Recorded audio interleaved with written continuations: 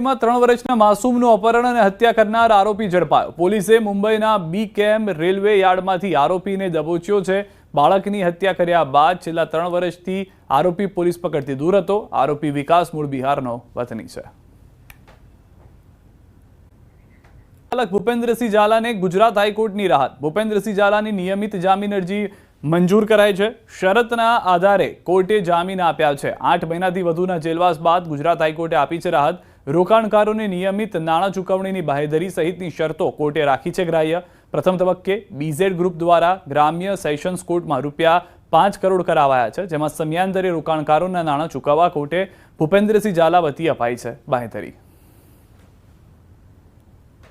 નામદાર હાઈકોર્ટ સમક્ષ અમે લોકોએ પહેલા પ્રી ડિપોઝિટ પેટે ₹5 કરોડ જમા કરવાની શરત મૂકેલી। ત્યારબાદ પહેલા મહિને ₹2 કરોડ, બીજા મહિને ₹2 કરોડ, ત્રીજા મહિને ₹3 કરોડ અને બાકીના જે એમાઉન્ટ વધે છે ₹122 કરોડની અંદર એ બાકીના 9 મહિનાની અંદર જમા કરવા માટે બાહેધરી આપવામાં આવેલી, જેમાંથી જીપીઆઈડી કોર્ટ સમક્ષ પ્રી રિલીઝ થાય એ પહેલા ₹5 કરોડ ગયા અઠવાડિયે જમા કરવામાં આવેલા। મારુતિ સુઝુકીના સ્ટોકયાર્ડનો હવાઈ દ્રશ્ય જે વાર્ષિક ઉત્પાદનના માત્ર 2 થી 3% દર્શાવે છે। આ પ્લાન્ટ દર વર્ષે 7.5 લાખ કારનું ઉત્પાદન કરે છે। એના આકાશી દ્રશ્યો આપ જોઈ રહ્યા છો। આ સ્ટોકયાર્ડના દ્રશ્યો છે જે મેં આપને હાલમાં બતાવી રહ્યા છે। મારુતિ સુઝુકીના સ્ટોકયાર્ડનું આકાશી દ્રશ્યો જોઈને એ વાત ખ્યાલ આવશે કે ગુજરાત અને ખાસ કરીને ભારત દેશ અન્ય દુનિયાના દેશોમાં કેવી રીતે આ ગાડીઓની સપ્લાય કરવાનો છે અને આ માત્ર થોડા ટકા આંકડો માનવામાં આવી રહ્યો છે। 5 લાખ કારનું વાર્ષિક ઉત્પાદન થશે તે પ્રમાણેનું અહીંયા આગળ જોવા પણ મળી રહ્યો છે ટાર્ગેટ। સામનો કરતા દ્રશ્યો જોવા મળી રહ્યા છે। ભારે વરસાદે બધું જ તહસ-નહસ કરી નાખ્યું છે।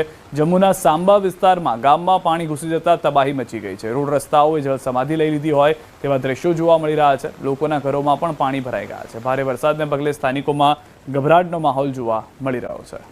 કાશ્મીરના મિની કાશ્મીર તરીકે ઓળખાતા ભદરવાહના નાલધી વિસ્તારમાં પૂરની સ્થિતિ જોવા મળી રહી છે, જેથી લોકોને સુરક્ષિત સ્થળોએ મોકલવાની તૈયારીઓ ચાલી રહી છે। ભારે વરસાદને પગલે જનજીવન પ્રભાવિત થયું છે। જ્યાં જુઓ ત્યાં ફક્ત પાણી જ પાણી જોવા મળી રહ્યું છે। રોડ રસ્તા પર જાણે નદીઓ વહેતી હોય તેવા દ્રશ્યો સર્જાયા છે।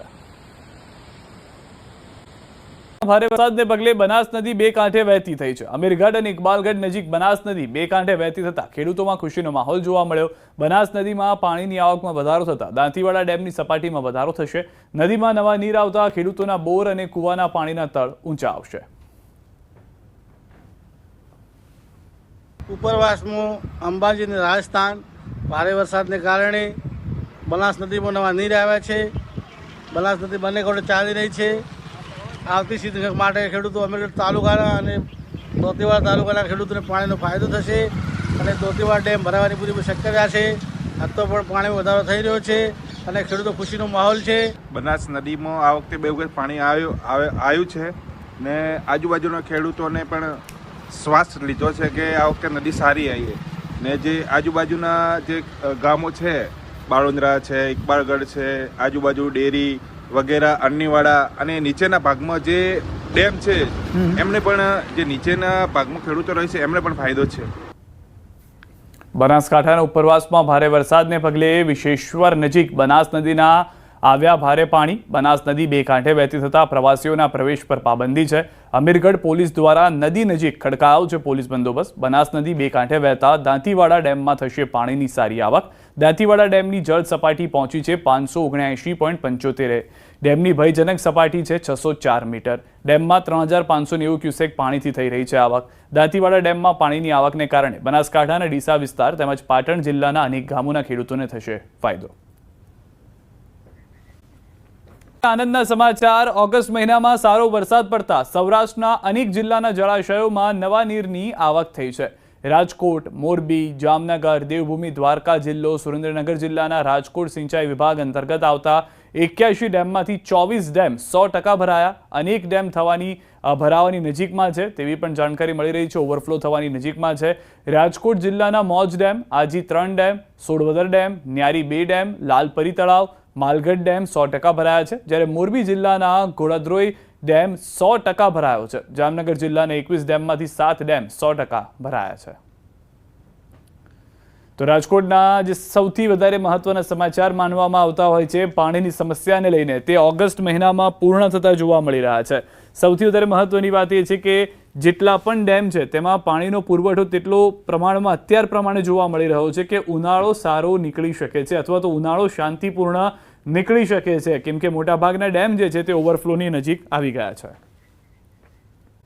હવામાન વિભાગની આગાહી છે, આગામી 7 દિવસ રાજ્યમાં વરસાદી માહોલ યથાવત રહેશે. આજે ઉત્તર, મધ્ય, દક્ષિણ ગુજરાતના વિસ્તારોમાં ભારે વરસાદની આગાહી છે. ઉત્તર ગુજરાતના બનાસકાંઠા, સાબરકાંઠામાં ભારે વરસાદની આગાહી છે. મહેસાણા, અરવલ્લી, દાહોદ, મહીસાગરમાં પડી શકે છે ભારે વરસાદ. સુરત, તાપી, ડાંગ, વલસાડ, નવસારીમાં ભારે વરસાદની આગાહી. આવતીકાલે કેટલાક જિલ્લાઓમાં ભારે વરસાદની સંભાવના છે.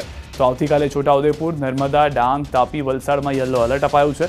અમદાવાદમાં હળવાથી મધ્યમ વરસાદની શક્યતા છે. સૌરાષ્ટ્ર કચ્છમાં હાલ ભારે વરસાદની શક્યતા નથી. अगले 7 दिन के लिए येलो वार्निंग के साथ, और सौराष्ट्र कच्छ में कोई हेवी रेनफॉल वार्निंग नहीं है.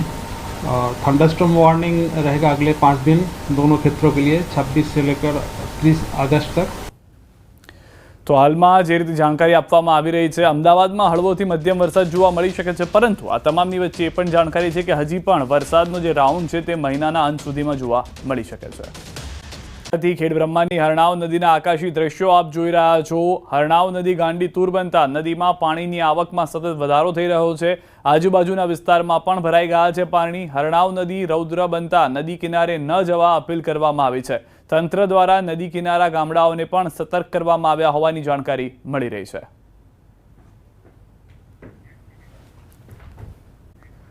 પોળોમાં આવતા પ્રવાસીઓ માટે માઠા સમાચાર. પોળો ફોરેસ્ટ પ્રવાસીઓ માટે બંધ કરાયો છે. પોળો ફોરેસ્ટનો મુખ્ય રસ્તો હરણાવ નદીના પૂરમાં ધોવાઈ ગયો છે. રસ્તો ધોવાઈ જતા વાહન વ્યવહાર સંપૂર્ણ બંધ થઈ ગયો છે. પોળોમાં 2 સ્થળે રસ્તો ધોવાઈ ગયો છે.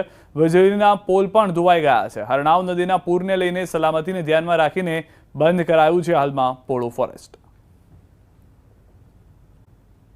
જળાશય થયો છે ઓવરફ્લો. હાથમતી જળાશય 100% ભરાતા ઓવરફ્લો થયો છે. ગાંધીનગર, દહેગામ, પ્રાંતિજ અને હિંમતનગર તાલુકાના 90 ગામો માટે ખુશીના સમાચાર છે. નદીના 40 કિલોમીટર લંબાઈના 27 ગામડાઓને 2 વર્ષ સુધી સિંચાઈનો પાણી ન મળશે લાભ. જળાશયના ઓવરફ્લો થતા હાથમતી નદીના કિનારે ન જવા પણ અપીલ કરવામાં આવી છે. તો હાલમાં રાહતના સમાચાર છે. 40 કિલોમીટર લંબાઈના 27 ગામડાઓને 2 વર્ષ સુધી સિંચાઈના પાણીનો લાભ મળશે. જળાશય ઓવરફ્લો થતા હાથમતી નદી કિનારે ન જવા પણ લોકોને અપીલ કરવામાં આવી છે. હાથમતી જળાશય થયો છે ઓવરફ્લો. હાથમતી જળાશય 100% ભરાતા ઓવરફ્લો થયો છે. ગાંધીનગર, દહેગામ, પ્રાંતિજ અને હિંમતનગર તાલુકાના 90 ગામો માટે ખુશીના સમાચાર છે. નદીના 40 કિલોમીટર લંબાઈના 27 ગામડાઓને 2 વર્ષ સુધી સિંચાઈનો પાણી ન મળશે લાભ. જળાશયના ઓવરફ્લો થતા હાથમતી નદીના કિનારે ન જવા પણ અપીલ કરવામાં આવી છે. તો હાલમાં રાહતના સમાચાર છે. 40 કિલોમીટર લંબાઈના 27 ગામડાઓને 2 વર્ષ સુધી સિંચાઈના પાણીનો લાભ મળશે. જળાશય ઓવરફ્લો થતા હાથમતી નદી કિનારે ન જવા પણ લોકોને અપીલ કરવામાં આવી છે. અમદાવાદ વાસીઓ માટે છે રાહતના સમાચાર છે. સાબરમતી નદીમાં પાણીની આવક ઘટી ગઈ છે. હાલ વાસણા બેરેજના 27 જેટલા ગેટ 12 ફૂટ ખુલ્લા. સવારે 6 વાગ્યાથી પાણીના લેવલમાં ઘટાડો થયો છે. સિંચાઈ વિભાગના કાર્યપાલક ઇજનેરનું નિવેદન. સાબરમતી કાંઠાના ગામોને એલર્ટ કરાયા છે. સુભાષ બ્રિજથી ઇન્દિરા બ્રિજ સુધીનો રિવરફ્રન્ટ આખો ડૂબી ગયો હતો. બુલેટ ટ્રેન પ્રોજેક્ટના અધિકારીઓને કરી હતી જાણ કરવા છતાં પાળા દૂર ન કર્યા, એટલે રિવરફ્રન્ટ જે હતો તે ડૂબી ગયો હતો. પાળા દૂર કર્યા હોત તો રિવરફ્રન્ટના લોઅર પ્રોમિનાડ ન ડૂબ્યો હોત તેવું કહેવામાં આવી રહ્યું છે. તો જે બુલેટનું કામ ચાલી રહ્યું હતું ત્યાં આગળ પાળા બનાવવામાં આવ્યા હતા. જે દ્રશ્યોમાં આપ જોઈ રહ્યા છો, જે પાળો છે, જો એ પાળો હટાવી દેવામાં આવ્યો હોત તો આ રિવરફ્રન્ટનો જે નીચેનો પાર્ટ છે, જેને લોઅર પ્રોમિનાડ કહેવામાં આવે છે, એ પ્રોમિનાડ ન ડૂબ્યો હોત તેવો દાવો કરવામાં આવી રહ્યો છે એન્જિનિયર તરફથી. સાબરમતીમાં આજે વહેલી સવારે 94,056 ક્યુસેક જેટલું પાણી છોડવામાં આવેલું છે અને તેના બાદ અત્યારે સતત એમાં પાણીમાં લેવલમાં ઘટાડો છે. એમના દ્વારા જે પાળો બનાવવામાં આવેલો તો એ આપણે એમને ચોમાસું સિઝન પહેલાં પણ એમને જાણ કરવામાં આવેલી હતી. ત્યારબાદ 7મા મહિનામાં અને અગાઉ પાણી છોડવાનું હતું એની પહેલાં પણ જાણ કરવામાં આવેલી હતી.